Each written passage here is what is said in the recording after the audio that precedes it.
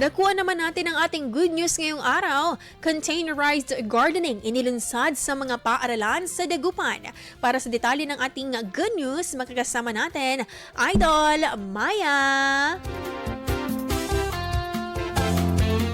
Gustong magtanim ng gulay pero limitado ang iyong lupa o garden? Containerized gardening ang sagot dyan. Yan ang inilunsad na proyekto ngayon sa mga paaralang elementarya sa lungsod ng Dagupan kung saan ang mga estudyante ay tinuturuang magtanim ng mga gulay gamit ang mga recyclable materials gaya na lamang ng plastic bottles, egg trays at iba pa. Naunang sumabak sa school-based orientation workshop ang mga guro at estudyante ng Mangintibang Elementary School nitong araw ng Martes, September 16, 2025.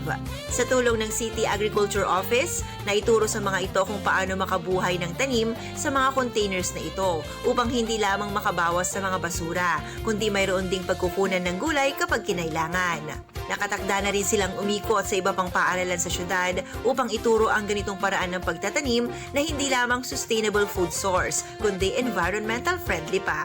Yan ang ating good news. Ako po si Idol Maya. Tatak IFM.